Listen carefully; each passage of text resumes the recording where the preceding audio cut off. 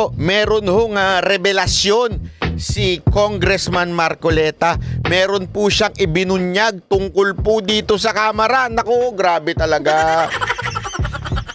Grabe talaga itong bagong revelasyon na ito dahil alam nyo, ito yung sinasabi ni VP Sara Duterte na dalawa lang ang nagdidesisyon sa Kamara at mukhang sinisigundahan ni Congressman Marcoleta yung kanyang sinasabi at talaga nga namang meron ata, di umano, allegedly, nangyayaring hocus-pocus diyan sa budget deliberation. Ngayong taon na ito, alam mo, grabe kasi yung kanilang pagiging greedy, kaya na lang din nabubuking ho sila.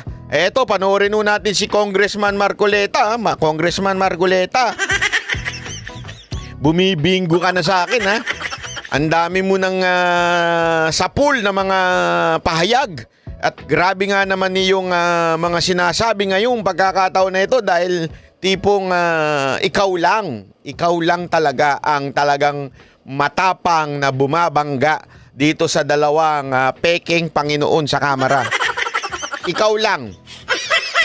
Yung iba, tuloy-tuloy lang ang paghimod ng puwit. Ay, wag naman puwit, banat bay. Tumbong na lang. Kasi yung mga tapang-tapangan dyan sa Kamara, akala mo kung sino matatapang. Ang tatapang lang sa mga resource person. Ang dami dyan mga tapang-tapangan lang sa resource person. Naninindak, naninigaw. Pero yung totoo, pagdating sa paninindigan, wala. Halik sa tumbong ng kanilang dalawang peking Panginoon. Pangalanan nyo nga yung dalawang peking Panginoon dyan sa Kamara. Oy, kayong mga congressman na humahalik sa tumbong nitong dalawang Panginoon dyan sa Kamara, kamusta naman yung mga dila ninyo? Nangingitim na ba dahil sa kakahalik nyo sa mga tumbong nitong dalawang to? Grabe. Kaya kayo ganyan napapaghalataan yung tapang-tapangan ninyo, wala. Gayahin nyo ito si Marcoleta. Pakinggan natin si Marcoleta. Pasok. Setyembre 16, uumpisahan ang pagde-deliberate ng budget ng 2025 sa ating kapulungan sa plenaryo. Ako po ay nakatalaga sanang mga pagtanong ng mga ilang bagay sapagkat gusto kong linawin sa panig ng mga constituents na nire-represent natin sa Kongreso ay kinakailangan po na malaman ko kung ano po yung bahagi ng 6.325 trillion pesos ang siyang magiging benepisyo. Ibig sabihin, ang siyang tutulay sa panig ng mga kababayan. Sandali. Magkano yon, Congressman Marcoleta? 6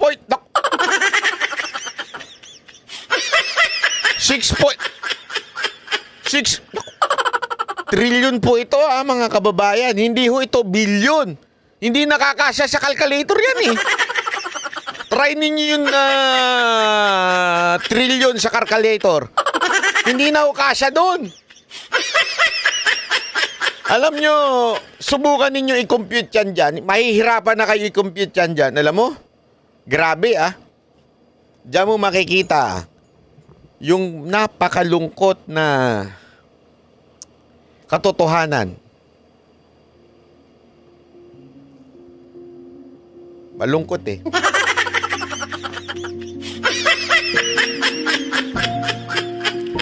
Alam mo bakit malungkot? Kasi sobrang lungkot po niyan dahil yung pera na yan, galing po yan sa pinaghihirapan natin. Pera po natin yan, 6 point plus trillion. Galing po yan sa pawis ko, pawis nyo, pinagsama-sama, di ang bantot Galing yun doon At yan ngayon ang ginagamit at ginagasta ng Kamara. Alam mo, wala naman sanang problema eh. Kahit gaano pa kalaki yan. Pero kung ganyang kalaki tapos hindi naman natin nararamdaman yung serbisyo ng gobyerno, wala ho tayong napapala, masakit sa puso.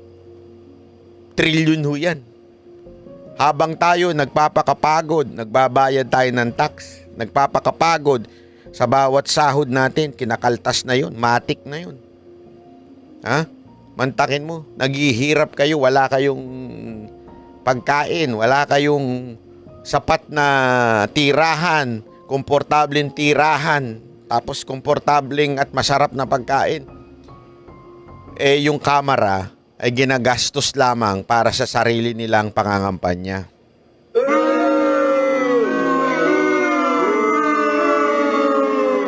Sige, isiwalat mo, Congressman Marcoleta. Nating nasa kapos ang buhay. Alam ko po kasi na dalawa yung target ng ating national budget para sa isang taon, 2025. Kailangan po kasing makapagtanong ako sapagkat gusto kong malaman anong bahagi ng 6.325 trillion na budget natin para sa isang taon ang maaaring maging kabahagi ng mga kababayan nating kapos na kapos sa buhay sapagkat sila po ang pinaka-representa ng aming party list. Ito yung Sagip party list. 1-digit inflation o 9-digit poverty incidence.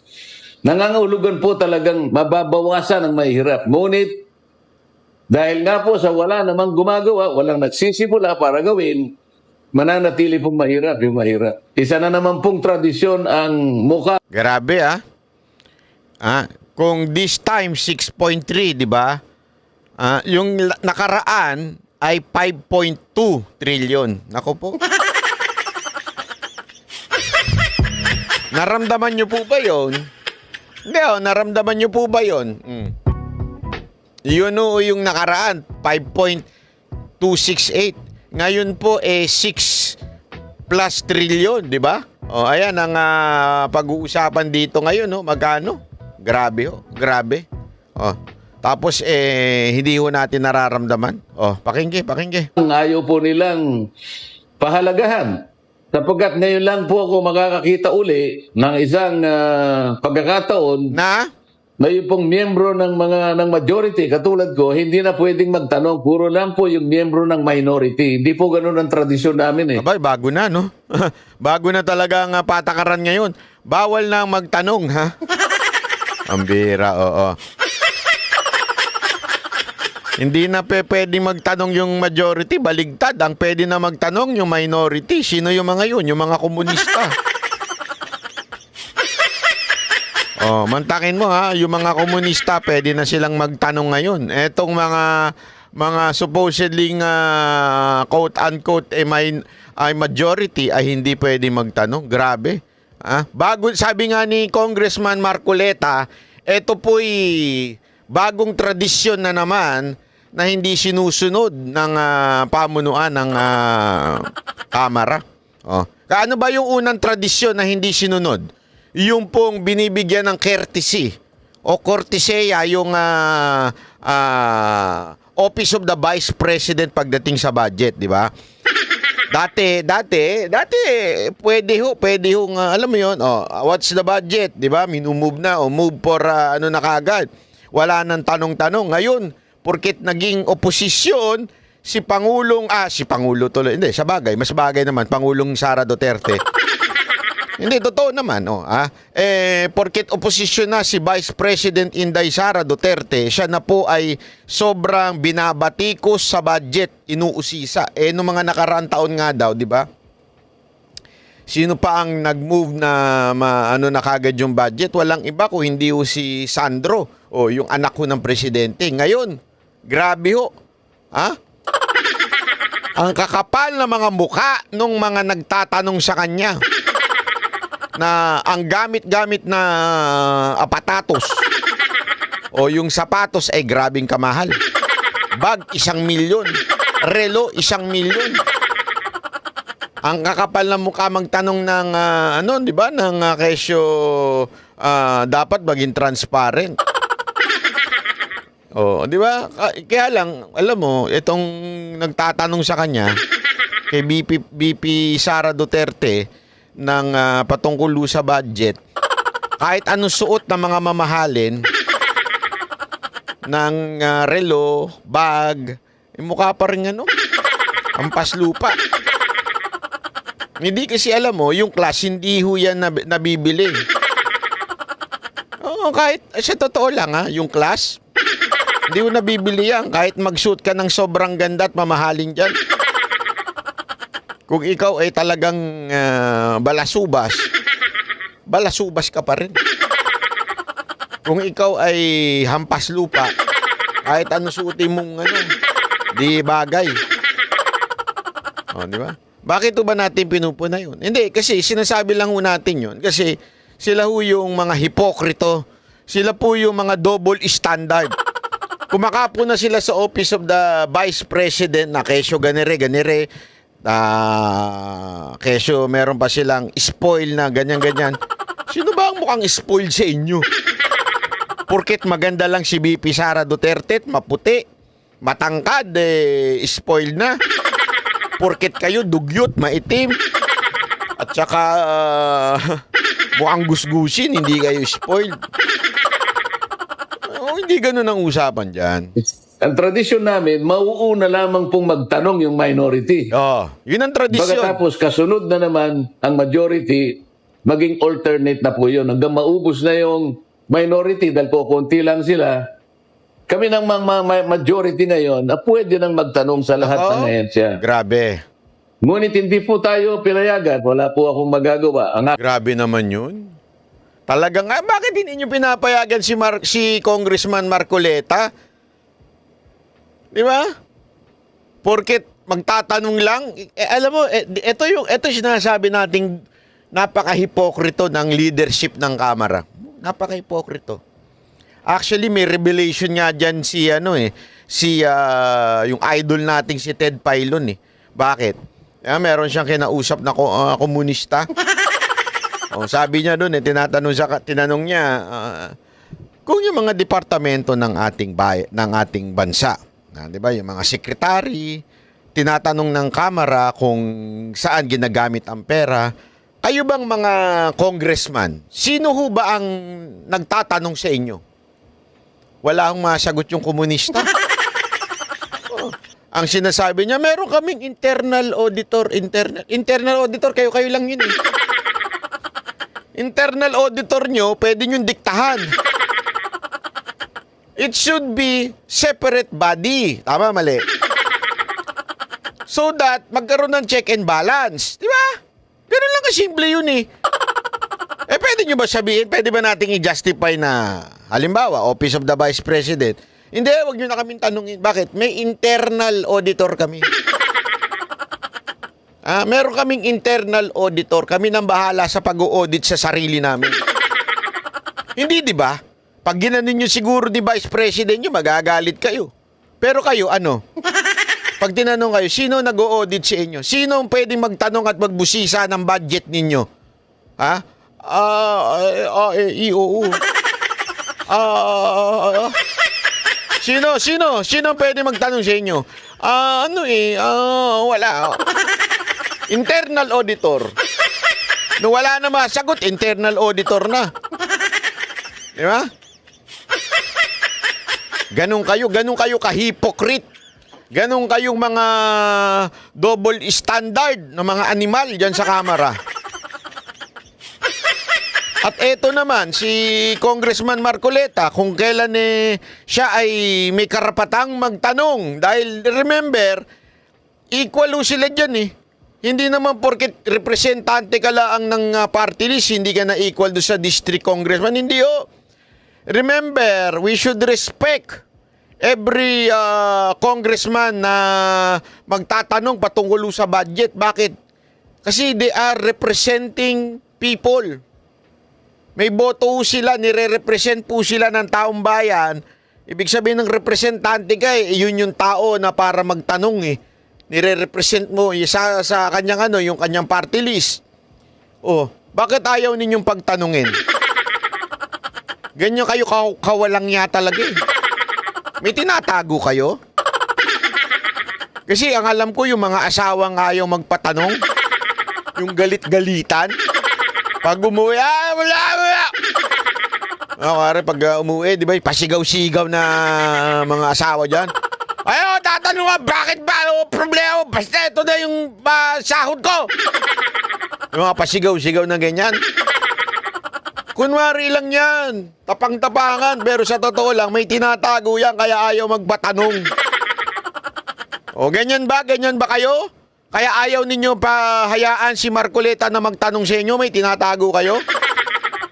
Oo. Yung dinagdag ninyong 1 trillion, saan napunta yun? Yung mga insertion nyo, yung mga dinadagdag ninyong budget na wala naman sa hiningi ng departamento, wala naman sa plano at inalat ng DBM. O, natapos in-insert lang ninyo. Ba't ayaw ninyong hayaan magtanong ang ibang congressman? Bakit nyo binaban ng pagtatanong ito si Marcoleta? Ay, kayo.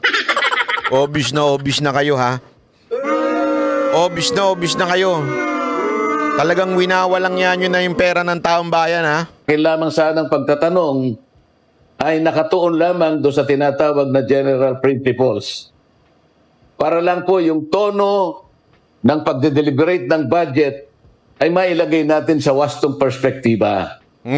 Ngunit kagaya nga po ng aking ipinaliliwanag, ayaw na po nila kaming magtanong sapagkat ang tangi nilang layunin ay tapusin kagad ang deliberation ng budget sa plenaryo sa lalong madaling panahon. Ako po'y nalulungkot sapagkat hindi po mabilisan ang pinag-uusapan natin. Ang pinag-uusapan natin, makilala natin, makilatis natin, maintindihan natin, may paliwanag natin sa mga tao na sila yung benepisyaryo nitong isang napakalaking cheque na ito na ang kanyang katapat na halaga ay 6.325 trillion. Saan gagamitin ang checking ito? Nako, grabe. Kailangan kasing masagot ng diretsahan at ng walang pag-aalinlangan. Diyan sa budget, isang checking napakalaki ang halaga. Ay, grabe. Ilang kababayan nating mahihirap ang mababawas natin sa kanilang bilang. Yun sana ang kailangang masagot dito. Sa bawat budget na inilalatag natin taon-taon, nasisiguro sana natin na meron tayong napapag-graduate sa kahirapan ng mga kababayan natin hanggang sila ay maubos. So kung gagayahin natin ang China, isang taon lang dapat nag-graduate na lahat sa kahirapan ng ating mamamayan. Ito yung gusto ko sanang masiguro. Ito yung gusto kong masagot ng diretso. Ang problema, ayaw. Hindi kami pinagtatanong. Ay, grabe naman Gusto yan. ko sanang usisahin kung bakit yung Magna Carta na ginawa natin sa loob ng 15 taon, Magna Carta 44, hanggang ngayon ay hindi naipatutupad ng maayos. Walang implementing rules and regulations, walang listahan ng mahihirap na sila ang magiging benepisyaryo nung batas na yon. Hindi umuusad. Walang ginagawa yung National Anti-Poverty Commission. Sino ba yun? Walang ginagawa ang NEDA para yung listahan na yon ay makuha natin. Sino ba yung yung secretary dun sa anti-poverty? Yung advisor dun. Sigurado ako bobo yun. Sigurado ako bobo yun. Bakit? Lalo tayo naghirap Di ba? Ganun lang kasimple yun Kung matalino yung advisor na yun, hindi sana hindi tayo naghihirap. Lalo tayo naghirap Sa madaling salita, bobo. Bobo. Ngayon, kung ang tinutukoy nila ay mabawasan ng 1 digit ang kahirapan sa ating bansa, ay hindi naman sila magsisimula, kahit kailan ay hindi matutupad yung kanilang hangarin sapagkat hindi gumagalaw yung batas at walang gustong sumagot at walang gustong gumawa at ayaw nila kaming bigyan ng pagkakataon na makapagtanong dito sa bahaging ito. Grabe, alam mo. Matindi na talaga. May martial law na talaga. Ako, naniniwala ako may martial law na nagaganap eh. Bawal nang magtanong eh. Bawal na magtanong, bawal na mag-criticize, bawal na mag-against sa gobyerno, or else gagawang ka ng kung ano-anong kaso, iuugnay ka sa kung saang anomalya. Ito naman sa pagkakataon na ito ay hindi ka papayagang magtanong. Ako, tingnan nyo. Ito lang pustahan tayo, magkakaroon ng darating ang panahon na magkakaroon ng kaso ito si Marcoleta.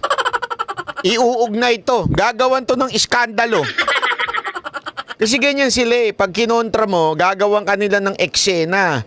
Gagawan kanila ng skandalo. Gagawa sila ng script na, alam mo yun, para doon dungisan ka. Mga ganyan ang ginagawa nila eh. Napakawalang niya, di ba?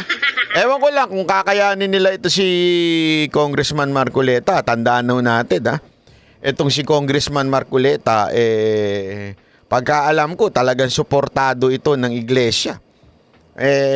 Hindi ko alam pero kita naman natin, lumalabas po ito sa kanilang parang channel. Talaga nga namang balita ko lang naman po yun. Talaga pong respetado ito sa iglesia. At kaya na nga naman malakas ang loob nito dahil suportado ito ng iglesia. Hindi ho natin alam kung baka naman, ewan natin baka naman dahil sa ginagawa ni Marcoleta na ito, ang gigipitin naman ay INC. Di ba? Kasi ginawa na nila ng halimbawa yung KOJC. So, ibig sabihin kaalyado ka ni Duterte, Sige. Ikaw ang gawa namin ng kung ano-anong kaso. O, ito naman ngayon.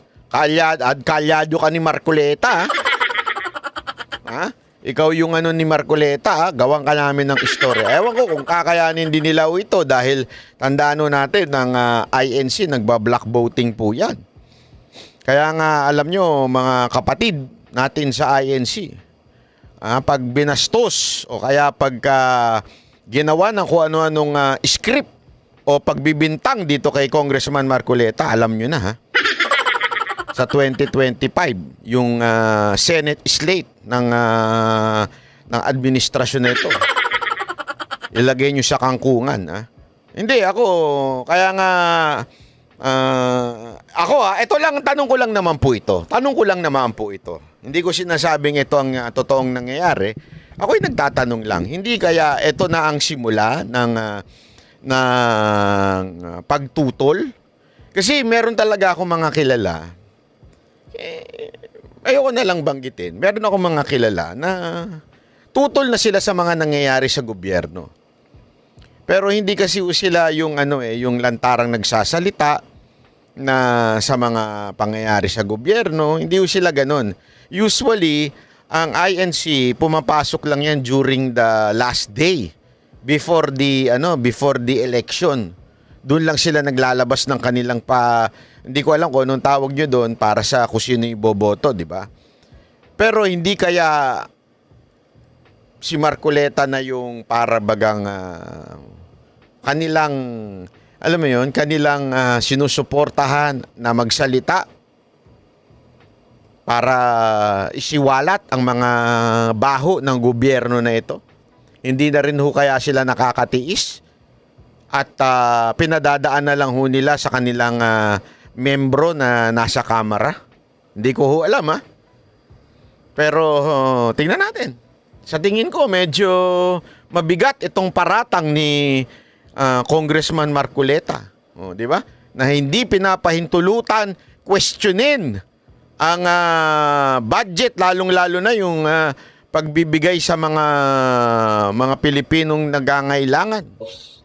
Gayong napaka-importante nito sapagkat ang kinakatawan nga natin ay yung mga mahihirap na kababayan dito sa ating bansa. Maraming salamat po at manatili tayong malakas, matatag ang pananampalataya, paniwala sa Diyos na kahit ano pong mangyari, huwag tayong kakalas. Silaban po natin ang Yo. katwiran. Salamat po. Ayan, yan naman, Setyembre. yan naman ang gusto ko kay Congressman Marcoleta. Laban lang. Alam mo, mabigat eh. Alam mo kung bakit? Alam ko yan eh. Tayo, biktima tayo. Biktima tayo ng injustice. Ika nga eh. Biktima tayo ng injustice. Pag lumabang ka, yayariin ka ng kaso. Biktima tayo dyan eh, di ba? Kaya nga sabi ko nga sa inyo, mahirap po yung lumaban sa gobyerno ngayon. And yet, si Marcoleta nanindigan ha. Okay? At ang nakakagulat dito, ito lang ha. Ang nakakagulat po dito mga kababayan, alam nyo kung ano? Ha? Gusto nyo malaman kung ano? Ha?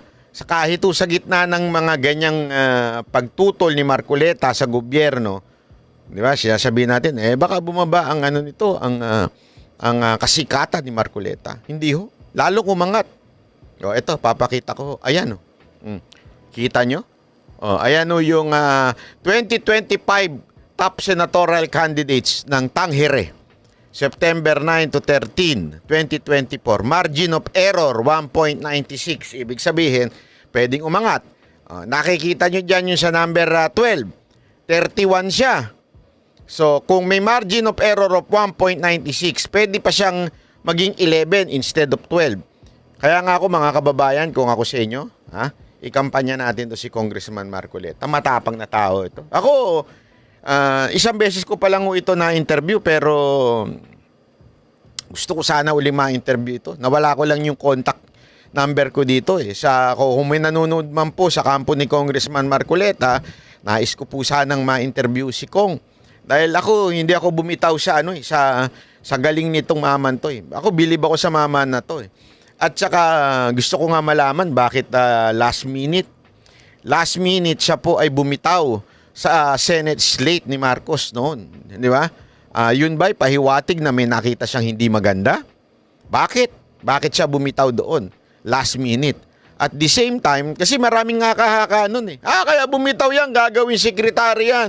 Kaya ganito. Pero di naman siya ginawang sekretary. Ibig sabihin, hindi totoo yung haka-haka na yun. So, ibig sabihin, may mga iba pang dahilan kung bakit siya bumitaw. Hindi natin alam. Tapos ngayon, patuloy na umaangat ang kanyang pangalan at saka yung ratings niya. Kasi, ito kung talagang backup ng taong bayan, eto pong administrasyon na ito, hindi sana bumagsak ng todo-todo si Marcoleta. Hindi. Di ba? Bakit naman yung iba nandyan sa loob? Alam mo, pag may pera talaga, madali talaga makapasok. Lalo na yung epal-epal dyan. Hindi ako sana lang. Sana lang mawala na to si Abalos dyan. Mawala na si Abalos dyan, tsaka si Tolentino. Diba? Kasi walang espasyo. Walang espasyo sa Senado ang balimbing. Walang espasyo sa Senado ang walang paninindigan.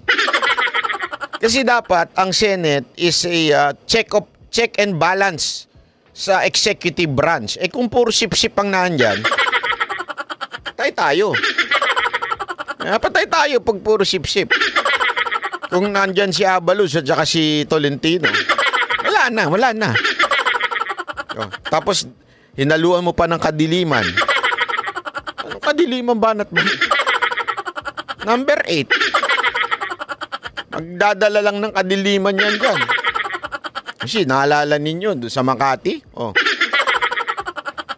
Di ba? Anong nangyari sa Makati? Kahit sila magkakapatid, nag-aaway-aaway. Ang dala-dala lang niya, kadiliman.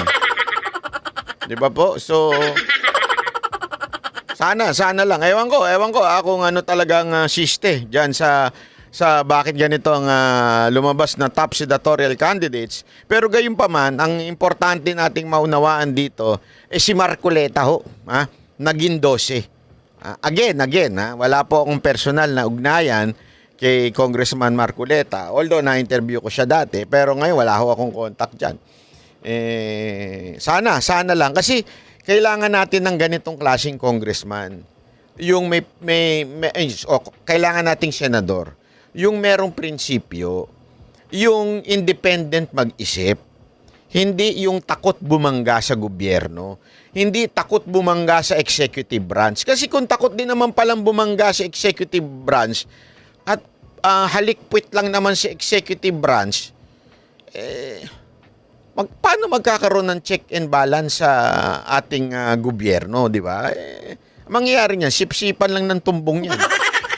Didila lang sa tumbong ng mga nakaupong gobyerno. Dapat hindi ganun. Di ba? Dapat talaga merong oposisyon.